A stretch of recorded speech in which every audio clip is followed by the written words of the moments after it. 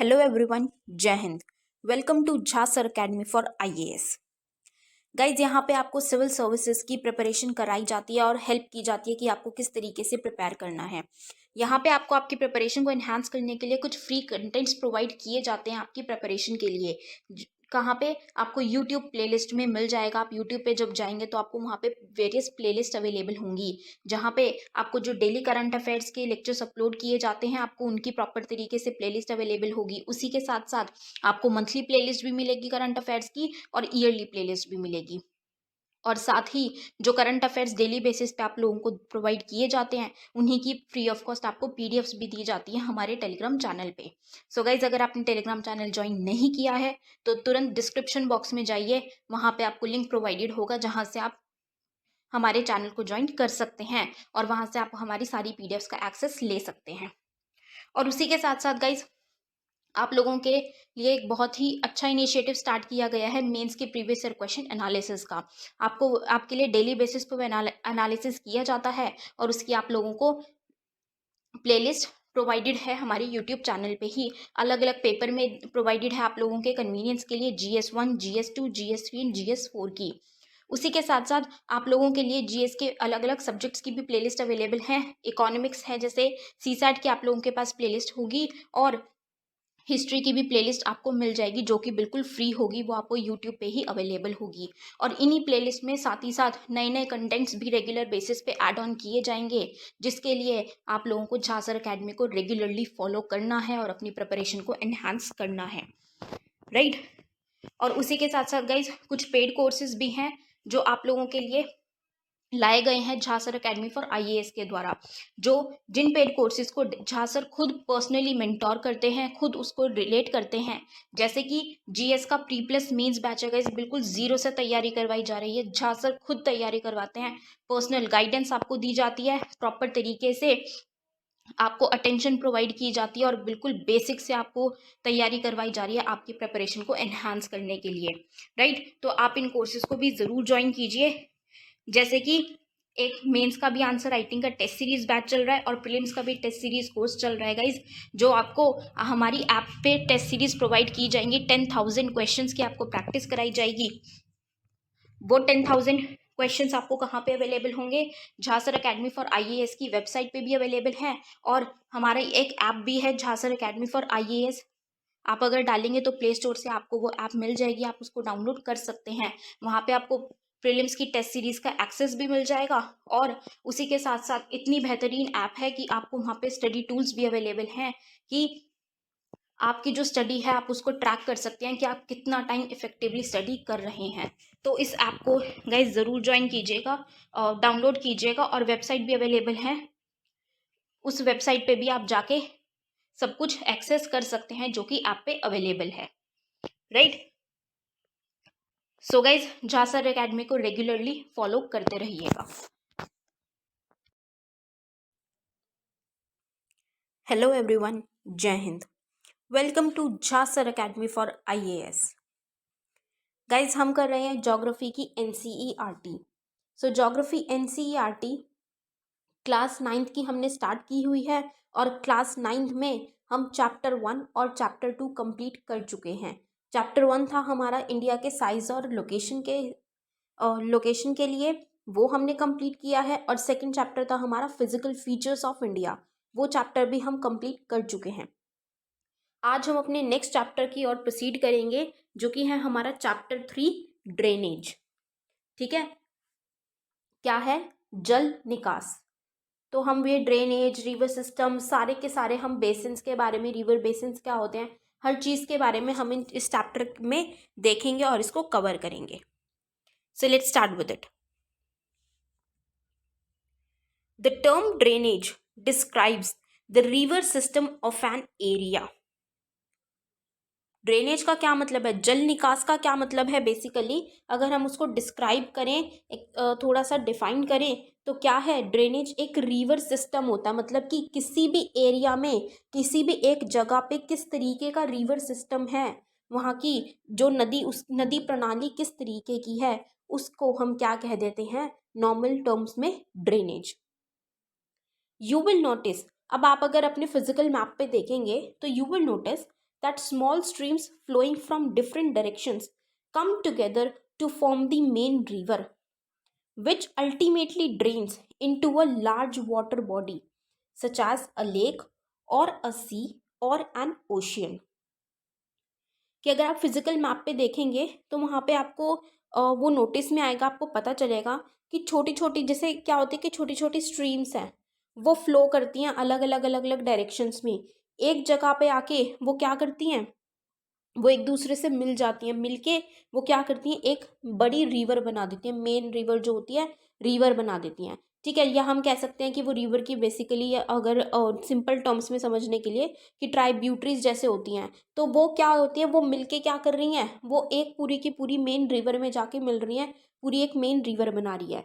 ठीक है, फिर जो वो पूरी की पूरी रिवर है, नदी है, वो किस में जाके ड्रेन हो रही है, उसका निकास कहाँ पे जाके हो रहा है, एक लार्ज, बहुत बड़ी एक वाटर बॉडी में, जिसको हम कह सकते हैं कि कोई लेक है या फिर कोई सी है या ओशन है, तो उसमें जाके वो ड्रेन हो जाती है। ठीक है, तो क्या है, छोटी छोटी स्ट्रीम्स मिलके एक दूसरे से मिलती हैं, अलग अलग डिफरेंट डिफरेंट डायरेक्शन से, दूसरी दूसरी जगहों से वो फ्लो करके आती हैं। जब वो मिलती हैं तो वो मिलके क्या बना देती हैं, एक बड़ी सी नदी बना देती हैं, रिवर। वो रिवर अल्टीमेटली ड्रेन होके किस में ड्रेन हो जाती है, चली किस में मिल जाती है जाके, एक बड़ी सी वाटर बॉडी में। लेक हो सकता है, वो सी हो सकती है, या ओशन हो सकता है, right. The area drained by a single river system is called a drainage basin. अब एक एरिया पे जहाँ पे, मतलब जिसमें ड्रेन किया गया है, ड्रेनेज जहाँ पे हमें देखने को मिल रहा है सिर्फ एक ही रिवर का, मतलब वहाँ पे हमें ज़्यादा, एक से ज़्यादा रिवर्स का नहीं, अगर एक ही रिवर क्या हो रही है, ड्रेन हो रही है, निकास हमें एक ही नदी का देखने को मिल रहा है, तो उसको हम क्या कह देते हैं, ड्रेनेज बेसिन। तो ये डेफिनेशन है बेसिकली ड्रेनेज बेसिन की। A closer observation on a map will indicate that any elevated area, such as a mountain or an upland, separates two drainage basins. Such an upland is known as a water divide. कि अगर हम बहुत closely, बहुत शांति से, आराम से अगर हम मैप को ऑब्जर्व करेंगे बैठ के, तो हमें वहाँ पे पता चलेगा कि कोई भी जो थोड़ा सा ऊंचा उठा हुआ एरिया होता है ना, जैसे हम बोल देते हैं माउंटेन कह देते हैं, या कोई अपलैंड है जो उठा हुआ है, वो क्या करता है, वो दो ड्रेनेज बेसिन को, ड्रेनेज बेसिन क्या है कि जहाँ पे एक रिवर सिस्टम जो है वो, उससे अगर किसी एरिया में ड्रेनेज हुआ है, एक ही रिवर सिस्टम से अगर बनता है, तो उसको हम ड्रेनेज बेसिन कहते हैं। तो दो ड्रेनेज बेसिन को डिवाइड करता है, अलग अलग करता है एक माउंटेन, मतलब एक एलिवेटेड पोर्शन जो थोड़ा सा उठा हुआ, ऊंचाई पे पोर्शन गया हुआ है, उसको हम क्या कह देते हैं, जैसे माउंटेन की बात अगर हम करें, तो वो दो ड्रेनेज बेसिन को डिवाइड कर देता है, अलग अलग कर देता है, तो उसको हम क्या कहते हैं, वाटर डिवाइड। क्योंकि ड्रेनेज बेसिन डिवाइड हुआ है ना, अल्टीमेटली उनमें ड्रेनेज बेसिन में है क्या, पानी ही तो है। ठीक है, तो क्या कर दिया है, वो पानी को डिवाइड कर दिया, पानी को एक दूसरे से अलग कर दिया, एक इस साइड आ गया, एक दूसरी साइड चला गया, तो इसीलिए उसको क्या कह देते हैं, वाटर डिवाइड। ठीक है, तो यहाँ पे हमने मेनली दो डेफिनेशन इंपॉर्टेंट देखी है, एक ड्रेनेज बेसिन क्या होता है और एक वाटर डिवाइड क्या होता है। ठीक है, अब हम इंडिया के ही ड्रेनेज सिस्टम की बात करें कि इंडिया में किस तरीके का ड्रेनेज सिस्टम हमें देखने को मिलता है। The drainage systems of India are mainly controlled by the broad relief features of the subcontinent. अब जो इंडिया का ड्रेनेज सिस्टम है वो किसके मेनली, वो कंट्रोल कौन करता है। अब हमने लास्ट चैप्टर में अपने क्या पढ़ा, फिजियोग्राफिक फीचर्स, फिजिकल फीचर्स के बारे में हमने पढ़ा इंडिया के। तो हमने क्या देखा कि अलग अलग जगहों पे, इंडिया के अलग अलग एरिया पे, अलग अलग लैंड पे अलग अलग फिजिकल फीचर्स हैं, अलग अलग रिलीफ फीचर्स हमें देखने को मिलते हैं। तो वो जो रिलीफ फीचर्स हैं अलग अलग, वही कंट्रोल करते हैं इंडिया के ड्रेनेज सिस्टम को, इंडिया की जो जल निकास की प्रणाली है उसको वो रिलीफ फीचर्स ही कंट्रोल करते हैं अल्टीमेटली। ठीक है, accordingly the Indian rivers are divided into two major groups. तो उसी के हिसाब से इंडियन रिवर्स को दो ग्रुप्स में डिवाइड कर दिया गया है, दो समूह में बांट दिया। पहला क्या है, हिमालयन रिवर्स। हिमालयन रिवर्स मतलब नाम से ही समझ में आ रहा है कि हमने क्या पढ़ा था, हिमालयन माउंटेन्स थे कि वहाँ पे क्या होता है, बहुत ऊंचाई पे होते हैं वो, ठीक है, तो वो स्नो से कवर्ड रहते हैं, स्नो से कवर्ड रह के तो वो ग्लेशियर्स हमें वहाँ पे देखने को मिलते हैं जो वाटर का सोर्स बनते हैं, जिससे क्या होती हैं कि जहाँ जो हमें हिमालय से या माउंटेन साइड से, नॉर्थ साइड से हमें जो रिवर्स देखने को मिलती हैं उनमें through out the year water रहता है। क्यों? फ्रेश वाटर कहाँ से आता है, उसमें ग्लेशियर से आता है, ठीक है, तो वो पेरेनियल रिवर्स है, तो इसीलिए क्या कहा जा रहा है, हिमालयन रिवर्स। कि ये जो हिमालयन रिवर्स हैं कौन सी हैं, जो हिमालय से होती हुई आ रही हैं, और ये रिवर्स पेरेनियल होती हैं क्योंकि इनको पूरे साल भर में पानी मिलता ही रहता है उन ग्लेशियर से, ठीक है। और दूसरी कौन सी है, पेनिनसुलर रिवर्स, ठीक है, प्रायद्वीपीय नदियां। पेनिनसुलर रिवर्स कौन सी हैं, पेनिनसुलर रिवर्स वो हैं जो दूसरी हमें नॉर्थ साइड में या उसके नीचे जो रिवर्स देखने को मिलती हैं जहाँ पे थ्रू आउट द ईयर पानी नहीं होता, वहाँ पे पानी कहाँ से आता है, सिर्फ उनका मेन सोर्स क्या होता है, मेनली रेनफॉल, बारिश से ही हमें पेनिनसुलर रिवर्स में पानी ज़्यादातर देखने को मिलता है।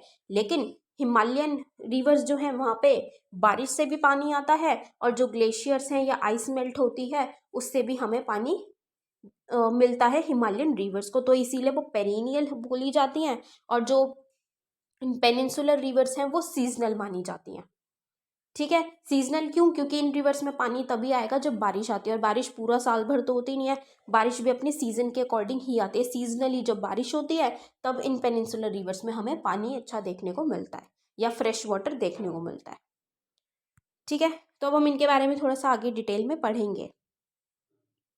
Apart from originating from the two major physiographic regions of India, the Himalayan and the peninsular rivers are different from each other in many ways।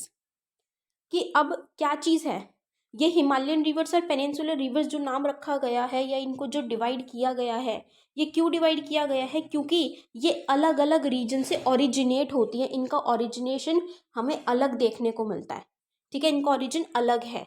लेकिन उसके बावजूद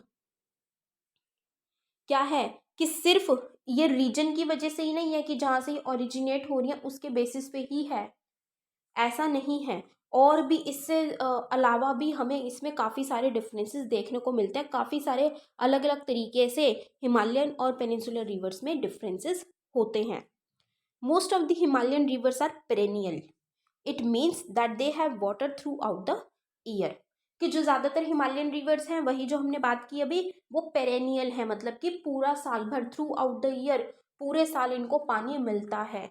और वो भी मैंने आपको बता दिया पानी कहाँ से मिलता है, कि हिमालयन से रिवर्स है, मतलब कि हिमालय जो हमने पढ़ा था कि वो बहुत ऊंचाई पे होते हैं, तो वहाँ पे स्नो कवर्ड, स्नो से ही ढके हुए रहते हैं वो, तो ग्लेशियर्स हैं वो मेल्ट होते हैं, उनसे पानी मिलता है, और बारिश आती है उससे मिलता है, और जो आइस मेल्ट होती है ग्लेशियर से उससे पानी मिलता है, तो इसीलिए इनको साल भर पानी मिलता ही रहता है। दैट इज वाई वी से कि हिमालयन रिवर्स पेरेनियल होती हैं। These rivers receive water from rain as well as from melted snow from the lofty mountains, ठीक है, कि एक तो बारिश से मिलता है, और जो माउंटेन्स पे जो स्नो बर्फ जमी हुई होती है उस वो पिघलती है, तो उससे भी पानी इन रिवर्स को मिलता है। The two major Himalayan rivers, the Indus and the Brahmaputra originate from the north of the mountain ranges। अब दो बहुत ही महत्वपूर्ण, बहुत इंपॉर्टेंट हिमालयन रिवर्स कौन कौन सी, इंडस एंड द ब्रह्मपुत्रा। अब आप इस चीज़ को नोटिस कीजिए, अब यहाँ पे इंपॉर्टेंट सिर्फ एक चेन बनानी है, इंपॉर्टेंट क्यों बोला गया है यहाँ पे, हमने अभी देखा कि जब हम हिमालयन माउंटेन्स के बारे में भी पढ़ रहे थे तो उस टाइम पे भी हिमालयन माउंटेन्स की एक्सप्लेनेशन में भी कहाँ पे किस तरीके से एक्सप्लेन किया हुआ था कि वो वेस्ट टू ईस्ट जाती हैं। वेस्ट टू ईस्ट की भी एक्सटेंशन किस तरीके से बताई हुई थी कि वेस्ट में वो इंडस से स्टार्ट होता है और ईस्ट में वो ब्रह्मपुत्रा पे एंड होता है, मतलब कि वेस्टवर्ड एक्सटेंशन उसकी इंडस रिवर है और ईस्टवर्ड एक्सटेंशन उसकी क्या है, ब्रह्मपुत्रा रिवर है। ब्रह्मपुत्रा रिवर के बाद वो ईस्टर्न में वो एक कर्व ले लेती है, बेंड हो जाती है, बेंड हो जाते हैं माउंटेन्स। ठीक है, तो इसीलिए क्या कहा, यहाँ पे भी वही चीज़ है कि हिमालयन रिवर्स में सबसे ज़्यादा इंपॉर्टेंट जो दो रिवर्स हैं वो हैं इंडस और ब्रह्मपुत्रा। ये माउंटेन रेंजेस जो नॉर्थ साइड में हैं, उत्तरी भाग में जो हमें देखने को मिलते हैं, वहाँ से ओरिजिनेट होती हैं। They have cut through the mountains making gorges. अब ये क्योंकि माउंटेन से ही ओरिजिनेट होती है, तो ये कैसे निकल के आती हैं, ये माउंटेन के अंदर से ही कट लगा के निकल के आते हैं, जिनको हम कहते हैं गॉर्जेस। की गॉर्जेस बनाते हुए ये वहाँ से निकलती भी आती है, मतलब कि घाटियां बना के पहाड़ों को काट के निकल के आती हैं ये rivers. The Himalayan rivers have long courses from their source to the sea. अभी जो हिमालयन रिवर्स है, इनका कोर्स बहुत लंबा होता है। क्यों? बिल्कुल नॉर्मल सी चीज़ है। क्यों है लंबा? क्योंकि पेरेनियल है, इनको पानी मिलता रहता है। जब पानी मिलता ही रहेगा इनको, तो ये तो चलती ही जाएंगी। ऑब्वियसली लॉन्गर कोर्स होगा, क्योंकि इनको पानी मिलता ही जा रहा है। ठीक है, पूरा साल भर इनको पानी मिलता जा रहा है, इसीलिए इनका लॉन्गर कोर्स होता है। Right? They perform intensive erosional activity in their upper courses and carry huge loads of silt and sand. अब इसमें भी क्या चीज़ है, अब यहाँ पे ये जो हिमालयन रिवर्स हैं, इनको हमने क्या डिवाइड कर दिया कि अपर कोर्स में किस तरीके से होती है, मिडल कोर्स में और लोअर कोर्स में किस तरीके से होती है। हमने 3 डिवीजन कर दी यहाँ पे, अपर, मिडल एंड लोअर। ठीक है, तो अपर साइड मतलब ऊपरी भाग पे ये रिवर्स किस तरीके की होती हैं, यहाँ पे हमें इरोजनल एक्टिविटी देखने को मिलती है। ये इरोड होती है, मतलब कि उखड़ जाती हैं। ठीक है, क्योंकि वहाँ पे क्या है, पानी का फ्लो बहुत ज़्यादा होता है। बहुत ज़्यादा होने की वजह से, क्योंकि बारिश भी आती है और जो ग्लेशियर से या स्नो मेल्ट होती है उससे भी पानी मिल रहा है, तो वहाँ पे पानी का फ्लो बहुत ज़्यादा होता है। तो वहाँ से वो जो मिट्टी है, सैंड है, पेबल्स हैं, सब कुछ वो वहाँ से इरोड करके तोड़ के लेके आती है, उखाड़ के। तो वो अपर कोर्सेज में क्या करती है, वो उखाड़ के लेके आती है सारी, मतलब ह्यूज लॉड्स देखने को मिलता है हमें सिल्ट और सैंड का अपर कोर्सेज में। ठीक है, फिर मिडल और लोअर कोर्सेज में these rivers form meanders, oxbow lakes, and many other depositional features in their floodplains. They also have well-developed deltas. कि अब मिडल और लोअर कोर्सेज की बात करें हम, तो वहाँ पे ये रिवर्स क्या बनाती है, मियांडर्स बनाती हैं। मियांडरिंग क्या होती है रिवर की, कि हम कहें ना एक कर्व में चलती है, कि एक बार राइट साइड, फिर लेफ्ट साइड मुड़ी, फिर राइट मुड़ी, फिर लेफ्ट मुड़ी, फिर राइट मुड़ी, ऐसे क्या करती है वो कर्व बनाते हुए चलती है। तो उन कर्व को हम क्या कहते हैं, मियांडर्स कहते हैं, कि रिवर मियांडरिंग वे में चल रही है। ठीक है, रिवर इज मियांडरिंग, कि वो मियांडर्स फॉर्म कर रही है। ठीक है, तो ये हमें मिडल और लोअर कोर्सेज में देखने को मिलता है। फिर जब रिवर वो मियांडर करती है, करते करते करते करते क्या कर देती है, कई बार क्या हो जाता है कि वो लेफ्ट और जो राइट साइड, जैसे एक बार राइट साइड मुड़ रही है कर्व लेके, फिर वो लेफ्ट साइड की तरफ जाके कर्व ले रही है। तो इस तरीके से क्या होता है, कई बार वो जो राइट और लेफ्ट में वो कर्व लेती है उसमें स्पेस कम बच जाता है, तो वो क्या हो जाती है, बीच में से वो कट हो जाती है, मतलब थोड़ी रिवर का पार्ट कट हो जाता है। तो वो जो कट होके एक छोटा सा लेक बन जाता है, जिसको हम कह देते हैं ओक्सबो लेक। तो वो भी हमें मिडल और लोअर कोर्सेज में ही देखने को मिलता है। और इसी तरीके से बाकी हमें और भी डिपोजिशनल फीचर्स।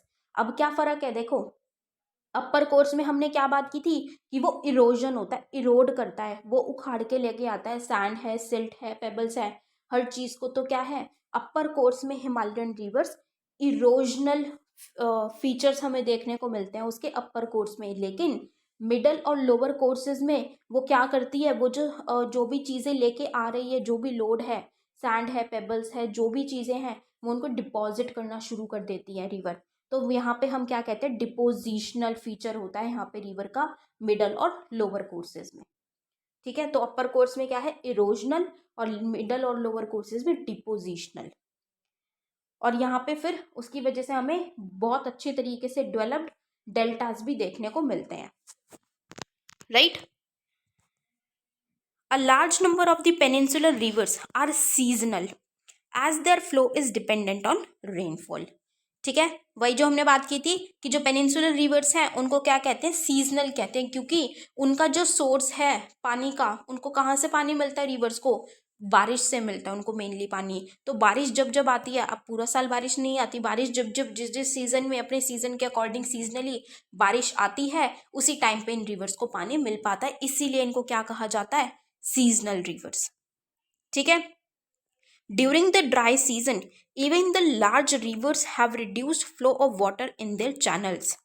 कि जब ड्राई सीजन होता है, ठीक है, मतलब कि ड्राई सीजन का क्या मतलब है, जब बारिश नहीं होती है, ठीक है, उस सीजन में जब बारिश नहीं होती है तो इवन जो बड़ी बड़ी रिवर्स हैं वहाँ पे भी पानी का फ्लो बहुत ज़्यादा कम हो जाता है। क्यों कम हो जाता है, क्योंकि उनको पानी नहीं मिल पा रहा, बारिश नहीं हो रही, उनका सोर्स क्या है वाटर का, रेनफॉल। ठीक है, रेनफॉल ही, बारिश ही उनका सोर्स है पानी का, जिससे उनको मिलता है। अब वो पानी ही उनको नहीं मिल पा रहा है, किससे, बारिश से, क्योंकि बारिश नहीं हो रही है, ड्राई सीजन है, तो उसकी वजह से उनका फ्लो, जो बड़ी बड़ी रिवर्स भी हैं, मतलब यहाँ पे क्या बताया जा रहा है कि इवन जो बड़ी बड़ी रिवर्स हैं उनका भी फ्लो कम हो जाता है इस टाइम पे। ठीक।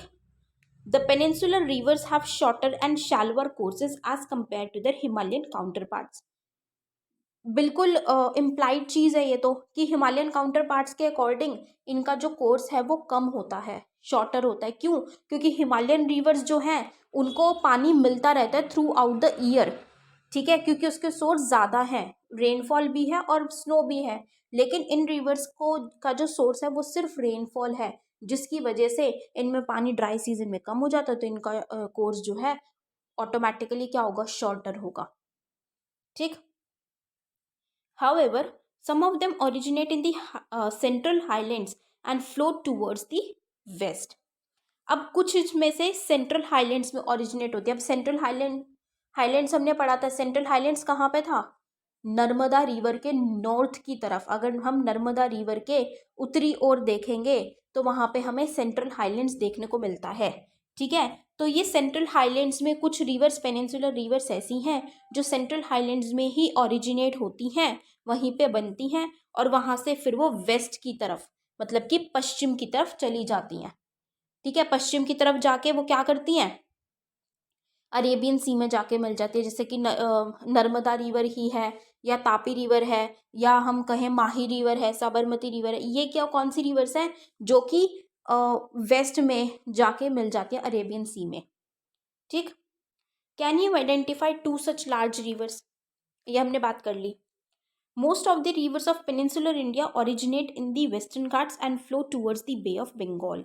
अब ज़्यादातर जो पेनिनसुलर इंडिया की जो रिवर्स हैं, नदियां हैं, वो कहाँ पे ओरिजिनेट होती है, वेस्टर्न घाट्स में, और फिर वो कहाँ पे जाके मिल जाती है, बे ऑफ बंगाल में। जैसे महानदी, गोदावरी, कृष्णा, कावेरी, ये वेस्टर्न घाट से ओरिजिनेट होते हैं और जाके कहाँ पे मिल जाती है, बे ऑफ बंगाल में जाके ड्रेन हो जाती है, मिल जाती हैं। ठीक है, तो ये हमने थोड़ा थोड़ा सा क्या देखा है, एक थोड़ा सा डिफरेंस हिमालयन रिवर्स और पेनिनसुलर रिवर्स में। अब हम हिमालयन रिवर्स कौन कौन सी हैं, किस किस तरीके से हम उनके बारे में डिटेल में देखेंगे। तो सबसे पहले हम बात करते हैं हिमालयन रिवर्स के बारे में। The major Himalayan rivers are the Indus, the Ganga and the Brahmaputra.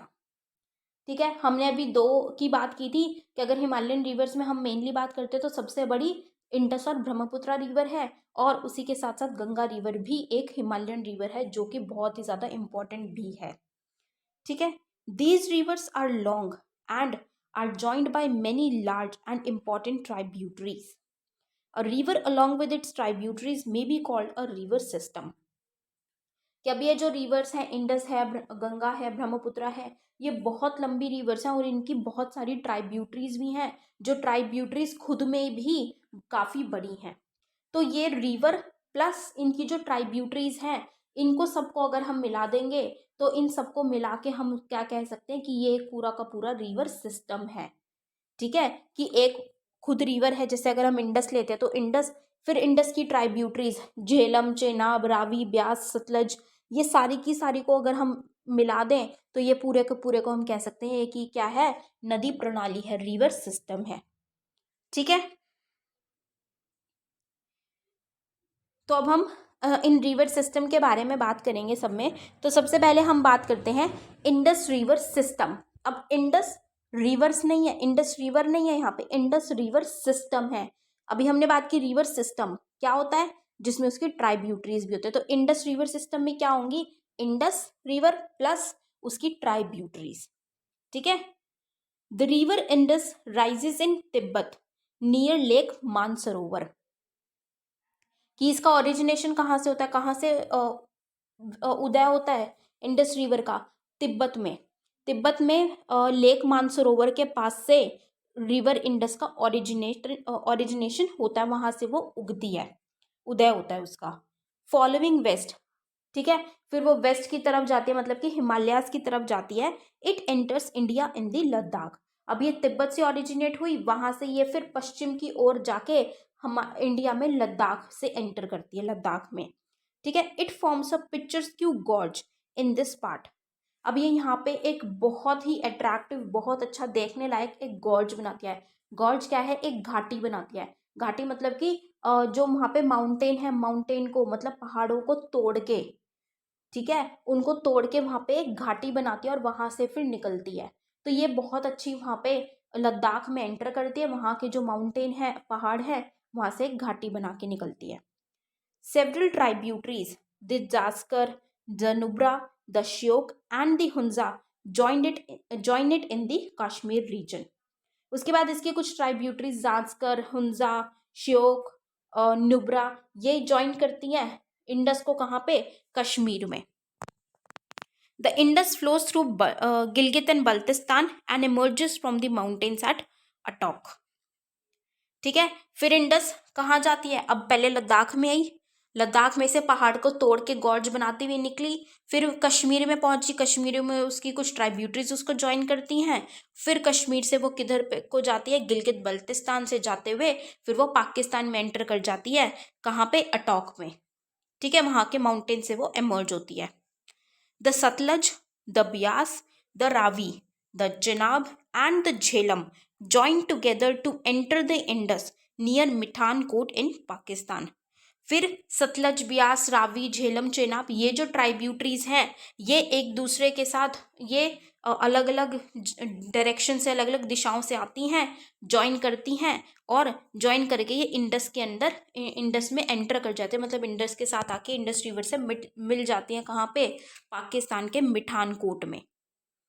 ठीक। Beyond this the Indus flows southwards, eventually reaching the Arabian Sea east of Karachi. अब उसके बाद, अब जब मिठानकोट में आके, मिठानकोट से ये फिर साउथ की तरफ, मतलब कि अपने दक्षिण ओर जाती है, और जाके क्या कर देती है, अरेबियन सी में मिल जाती है। The Indus plain has a very gentle slope. उसका बहुत आरामदायक, बहुत अच्छा जेंटल स्लोप होता है। With a total length of 2900 kilometre, the Indus is one of the longest reverse of the world. कि इंडस की लेंथ कितनी लंबी है, इंडस रिवर 2900 किलोमीटर लंबी है। तो एक दुनिया की, इंडिया की नहीं, सिर्फ दुनिया की सबसे बड़ी नदियों में से एक इंडस रिवर मानी जाती है। A little over a third of the Indus basin is located in India, Ladakh, Jammu and Kashmir, Himachal Pradesh and Punjab, and the rest is in Pakistan. ठीक है। तो ये जो इंडस का है, उसका ओवर अ थर्ड एरिया, मतलब 1/3 हमें कहाँ देखने को मिलता है, इंडिया के कुछ स्टेट्स में, की Ladakh and Jammu Kashmir union territory में, और हिमाचल प्रदेश और पंजाब में। ठीक है, यहाँ पे देखने को मिलता है। और बाकी की जो इंडस रिवर है वो कहाँ पे हमें देखने को मिलती है, पाकिस्तान में। ठीक। तो ये क्या है, ये थी इंडस रिवर सिस्टम। अब हम इसको थोड़ा सा मैप में देखते हैं। ये देखिए, ये है मानसरोवर लेक, तिब्बत में दिख रहा है मानसरोवर सरोवर लेक। यहाँ से इंडस रिवर ओरिजिनेट होती है। फिर यहाँ से देखिए, अब यहाँ से ये ओरिजिनेट होती होती कहाँ पे जाएगी, लद्दाख में एंटर करेगी। लद्दाख में एंटर करके ये फिर हिमालय को, माउंटेन को, एक पहाड़ को तोड़ते हुए गॉर्ज बनाएगी। वहाँ से फिर ये कश्मीर में जाएगी, जहाँ पे ये देखिए श्योक रिवर है। ठीक है, श्योक रिवर से ये कश्मीर में जाके मिल जाती है, और भी इसकी ट्राइब्यूटरी से मिलती है, नुब्रा, जास्कर, हुंजा, ये कश्मीर में मिलती हैं। उसके बाद फिर ये गिलगित बल्तिस्तान से होते हुए फिर ये अटोक में चली जाती है, पाकिस्तान में। पाकिस्तान में फिर जाके यहाँ पे अब देखिए, ये झेलम, रावी, ब्यास, सतलज, चेनाब, ये सारी कहाँ पे मिलती हैं, पाकिस्तान के मिठानकोट में, ठीक है। और उसके बाद फिर ये देखिए, ये यहाँ से नीचे जा रही है। अब ये नीचे जाके क्या करेगी, अरेबियन सी में मिल जाएगी। साउथ की ओर जाती हुई दक्षिण की ओर ये अरेबियन सी में जाके मिल जाती है, ठीक है। तो ये समझ में आया इंडस रिवर सिस्टम। अब हम बात करें आगे second the Ganga river system की, ठीक है। मतलब कि Ganga river and it's tributaries. The head waters of the Ganga called the Bhagirathi is fed by the Gangotri glacier and joined by the Alaknanda at Devprayag in Uttarakhand. कि अब गंगा के जो हेड वाटर्स अगर हम देखें तो उसको हम क्या कहते हैं, भागीरथी, ठीक है। गंगोत्री ग्लेशियर से ये क्या है कि ओरिजिनेट होती है बेसिकली वहाँ से, मतलब ओरिजिनेट क्या, गंगोत्री ग्लेशियर से इसको पानी मिलता है, ठीक है। वहाँ से फिर ये भागीरथी, और ये क्या करती है, निकल के आके फिर ये अलकनंदा पे ज्वाइन करती है, मतलब अलकनंदा से ज्वाइन होती है भागीरथी रिवर, ठीक है। क्या है, गंगोत्री ग्लेशियर से वहाँ से उसको पानी मिलता है। फिर भागीरथी ये देखने को मिलता है कि भागीरथी इसको बोला जाता है ऊपर से, भागीरथी से आती हुई ये फिर किससे मिलती है, देवप्रयाग पे मिलती है ये अलकनंदा से, ठीक है। उत्तराखंड में देवप्रयाग हमें देखने को मिलता है एक रीजन, देवप्रयाग पे ये भागीरथी आती हुई किससे मिलती है, अलकनंदा से मिलती है, ठीक है। फिर उसके बाद ये और नीचे की साइड जब आती है तो हरिद्वार में हमें देखने को मिलता है the Ganga emerges from the mountains on to the plains, कि अब एक्चुअल में जिसको हम हरिद्वार में बोलते हैं गंगा के नाम से हरिद्वार में इसको बोला जाता है, हरिद्वार से, कि गंगा एमर्ज होती है माउंटेन से, प्लेन्स में एमर्ज होने लग जाती है गंगा रिवर, ठीक है। The Ganga is joined by many tributaries from the Himalayas, a few of them being major rivers such as the Yamuna, the Ghaggar, the Gandak and the Kosi। अब हिमालयाज में ही गंगा को उसकी काफ़ी सारी ट्राइब्यूटरीज ज्वाइन कर लेती हैं, जो कि बहुत बड़ी और मेन ट्राइब्यूटरीज मानी जाती है, मतलब रिवर भी मानी जाती है काफ़ी बड़ी, जैसे कि गंगा है, घग्गर रिवर, गंडक, कोसी, ये बहुत बड़ी इंपॉर्टेंट रिवर्स हैं और ये गंगा की ट्राइब्यूटरीज हैं जो इसको हिमालयाज में ही ज्वाइन कर लेती हैं। The river Yamuna rises from the Yamunotri glacier in the Himalayas।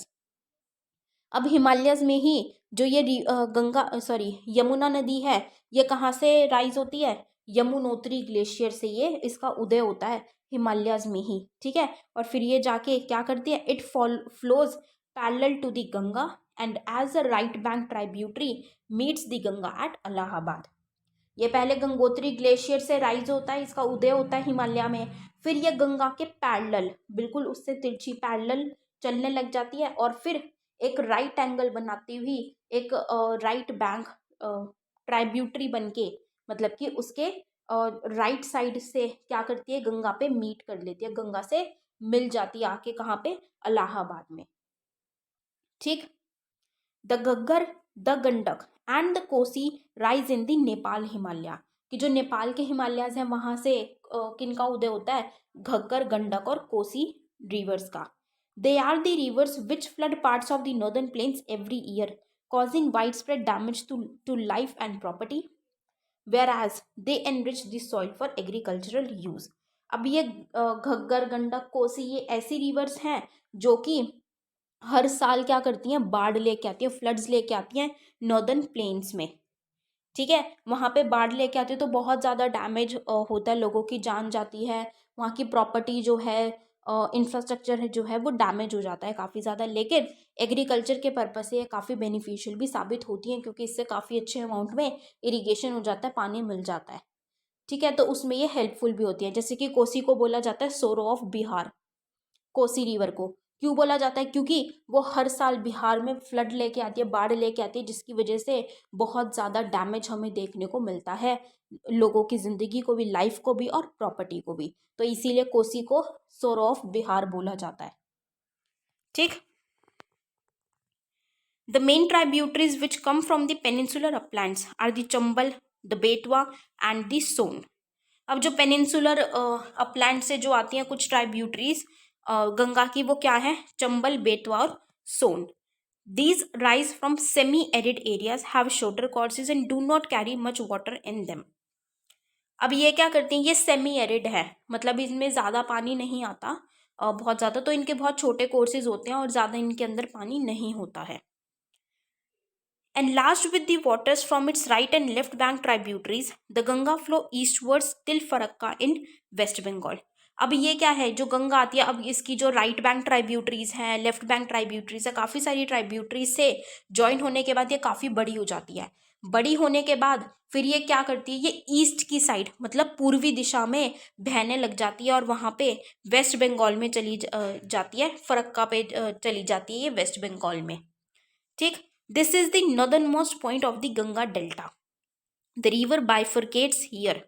The Bhagirathi Hooghly, a distributary, flows southwards through the deltaic plains to the Bay of Bengal. अब यहाँ पे ये क्या है, ये नॉर्दर्न मोस्ट मतलब कि उत्तरी, सबसे उत्तरी हमें डेल्टा देखने को मिलता है गंगा का. फिर वहाँ से ये रिवर क्या हो जाती है, दो हिस्सों में बट जाती है, बाइफरकेट हो जाती है, मतलब कि डिस्ट्रीब्यूटरीज बन जाती है, जिसको हम बोलते हैं भागीरथी और हुगली. ठीक है. और फिर ये दक्षिण की ओर जाती हुई बे ऑफ बंगाल में जाके मिल जाती है. ठीक. The main stream flows southwards into Bangladesh and is joined by the Brahmaputra. और जब ये दक्षिण की ओर जाती है वेस्ट बंगाल से, तो फिर क्या होता है कि बांग्लादेश में क्या होती है, ये साउथवर्ड जैसे जाती है बांग्लादेश की साइड, जैसे वेस्ट बंगाल से फिर ये दक्षिण की ओर जाती है तो ये बांग्लादेश में एंटर करती है. ठीक है. वहाँ पे बांग्लादेश में इसको कौन ज्वाइन कर लेता है, ब्रह्मपुत्रा रिवर आके इसको ज्वाइन कर लेती है और फिर ये जाके सीधा बे ऑफ बंगाल में मिल जाती है. Further downstream it is known as the मेघना. फिर जब ये ब्रह्मपुत्रा से मिल जाती है तो उसके बाद थोड़ा सा नीचे जाके इसको क्या, किस नाम से जाना जाता है, मेघना के नाम से. ठीक है. This mighty river with waters from the Ganga and the Brahmaputra flows into the bay of Bengal. फिर जब ये मेघना बन जाती है, मेघना मतलब गंगा और ब्रह्मपुत्रा दोनों ही जब मिल गई तो इसका नाम बना दिया मेघना. फिर ये जो मेघना है, जो इतनी विशाल नदी हो गई है कि गंगा भी इसमें आ गई है, गंगा का पानी भी और ब्रह्मपुत्रा का पानी भी, फिर ये जाके बे ऑफ बंगाल में मिल जाता है. The delta found by these rivers is known as the Sundarban delta. अब इन रिवर से जो डेल्टा बनता है उस डेल्टा को क्या कहा जाता है, सुंदरबन डेल्टा के नाम से जाना जाता है और बहुत ही इंपॉर्टेंट और बहुत ही क्रूशियल डेल्टा है वो. ठीक है. The length of the Ganga is over 2500 kilometre. अब गंगा नदी की जो लेंथ है, लंबाई है, वो कितनी है, 2500 किलोमीटर. मतलब कि इंडस रिवर से गंगा थोड़ी सी कम है. इंडस कितनी थी, 2900 किलोमीटर. ठीक है. Ambala is located on the water divide between the Indus and the Ganga river systems. अब वाटर डिवाइड मतलब क्या है कि अगर कोई पहाड़ आ जाता है या फिर कोई अपलैंड है तो उससे जो दो ड्रेनेज बेसिन है, मतलब कि दो पानी, रिवर के पानी क्या हो जाते हैं, अलग अलग हो जाते हैं, तो उसको हम वाटर डिवाइड कहते हैं. तो अंबाला बीच में आ जाता है, किसके, इंडस के और गंगा वाटर में बीच में आ जाता है रिवर सिस्टम के, और वो उनको डिवाइड कर देता है, एक वाटर डिवाइड में आ जाता है Ambala. The plains from Ambala to the Sundarban stretch over nearly 1800 km, but the fall in its slope is hardly 300 meters. Sorry. In other words, there is a fall of just 1 meter for every 6 kilometers. Therefore, the river develops large meanders. मतलब कि अब इसका जो slope आ जाता है, ठीक है, तो ये जो स्ट्रेच है, ये स्लोप आने की वजह से क्या होता है कि हर 6 किलोमीटर में ये 1 मीटर फॉल हो जाती है, कम होती चली जाती है. हर 6 किलोमीटर में ये 1 मीटर कम हो जाती है, जिसकी वजह से, वो कम होने की वजह से इस रिवर पे क्या आ जाते हैं, अंबाला में वो वाटर डिवाइड आने के बाद इसमें जो ये नीचे तक जाती है बे ऑफ बंगाल तक, वहाँ पे ये मियांडरिंग करती हुई जाती है. मियांडर्स हमें देखने को मिलता है, मतलब कि कर्व्स आने लग जाते हैं इसमें. ठीक है. तो ये था हमारा गंगा रिवर सिस्टम. अब इसको हम थोड़ा सा मैप में देख लेते हैं. ये देखिए, ये गंगा है, गंगा रिवर सिस्टम आपको दिख रही है. गंगा हमने क्या पढ़ा है कि भागीरथी, हिमालय से ही ओरिजिनेट होती है भागीरथी, फिर वो देवप्रयाग में अलकनंदा से आके मिलती है हरिद्वार पे, फिर उसको क्या बोला जाता है, गंगा, क्योंकि वो माउंटेन से प्लेन की तरफ आ जाती है, एमर्ज होती है माउंटेन्स में से ही, तो वहाँ पे गंगा. फिर नीचे आके अब यमुनोत्री ग्लेशियर से यमुना आती है, यमुना आके इलाहाबाद में गंगा से मिल जाती है as a right bank tributary. फिर ये देखो यहाँ पे क्या है, चंबल है जो इससे मिली हुई है, ठीक है। फिर घग्गर है, गंडक है, कोसी है, सोन है, बेतवा है। तो इस तरीके की काफ़ी सारी रिवर्स हैं ये जो ट्राइब्यूटरीज हैं ये गंगा की। फिर ये गंगा, ये देखिए यहाँ पे बड़ा सा लिखा हुआ है गंगा। अब ये किधर को जाएगी, ये वेस्ट बंगाल में जाती है। वेस्ट बंगाल से फिर ये कहाँ पे जाती है, बांग्लादेश में। बांग्लादेश में ये इससे ब्रह्मपुत्रा मिल जाती है। फिर ये देखिए गंगा, माउथ ऑफ गंगा, कि यहाँ पे माउथ ऑफ गंगा, यहाँ पे ये ब्रह्मपुत्रा से मिलके मेघना बन के फिर ये बे ऑफ बंगाल में जाके मिल जाती है, ठीक है। तो ये है हमारा गंगा रिवर सिस्टम। अब है हमारा द ब्रह्मपुत्रा रिवर सिस्टम, ठीक है। ब्रह्मपुत्रा की नदी प्रणाली क्या है। The Brahmaputra rises in Tibet east of Mansarovar lake very close to the sources of the Indus and the Sutlej. अब तिब्बत में ही मानसरोवर लेक के पास कौन सी ओरिजिनेट हुई थी रिवर, इंडस रिवर। वहीं पे उसी के पास में कौन सी रिवर, ब्रह्मपुत्रा भी वहीं पे ओरिजिनेट होती है। बस ये मानसरोवर लेक के पास ओरिजिनेट होके इंडस रिवर पश्चिम की ओर चली जाती है, वेस्ट की ओर, और ब्रह्मपुत्रा रिवर ईस्ट की ओर थोड़ी सी ओरिजिनेट होती है, और वो मतलब पूरब की तरफ और वो पूर्वी तरफ ही आती है। It is slightly longer than the Indus. अब क्या है, इंडस बड़ी है गंगा से, और ब्रह्मपुत्रा जो है वो इंडस से भी थोड़ी सी बड़ी है। And most of its course lies outside India. ज़्यादातर जो ब्रह्मपुत्रा रिवर है वो इंडिया के बाहर ही लाई करती है, इंडिया में काफ़ी कम आती है। It flows eastwards parallel to the Himalayas, कि वो पूर्वी दिशा में ही चलती है, हिमालयाज के पैरेलल वो पूर्वी दिशा में ही बहती है। On reaching the Namcha Barwa it takes a U turn and enters India in Arunachal Pradesh through a gorge. कि जो नमचा बारवा जो पर्वत है वो उसमें से उसको काटती हुई वहां पे एक घाटी बनाती हुई अरुणाचल प्रदेश में इंडिया में एंटर करती है, अरुणाचल प्रदेश से। और वहां पे उसको क्या कहा जाता है, दिहांग, ठीक है। It is called Dihang and it is joined by the Dibang, the Lohit and many other tributaries to form the Brahmaputra in Assam.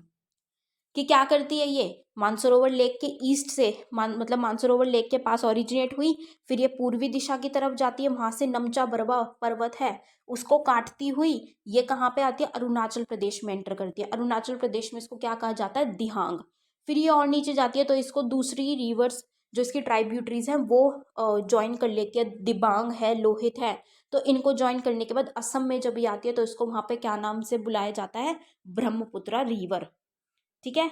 In Tibet the river carries a smaller volume of water and less silt as it is a cold and a dry area. कि जो तिब्बत में है इसमें तिब्बत में जब ये originate होती है वहाँ पे कम पानी होता है, क्योंकि वहाँ पे ठंड ज़्यादा होती है, तो इसको ज़्यादा पानी वहाँ पे मिल नहीं पाता, ठीक है, क्योंकि एक ड्राई एरिया है वहाँ पे। In India it passes through a region of high rainfall. अब जब ये इंडिया में एंटर करते हैं तो वहाँ पे काफ़ी ज़्यादा बारिश होती है, तो वहाँ पे इसमें काफ़ी ज़्यादा पानी हमें देखने को मिलता है। तो this reverse carries a large volume of water and considerable amount of silt. तो इंडिया में क्योंकि पानी ज़्यादा इसको मिल जाता है रेनफॉल से, तो काफ़ी ज़्यादा पानी और काफ़ी ज़्यादा लोड भी ये कैरी करती है, सिल्ट है, सैंड है, काफ़ी ज़्यादा वो कैरी करती है। फिर ये the Brahmaputra has a braided channel in its entire length in Assam and forms many riverine islands.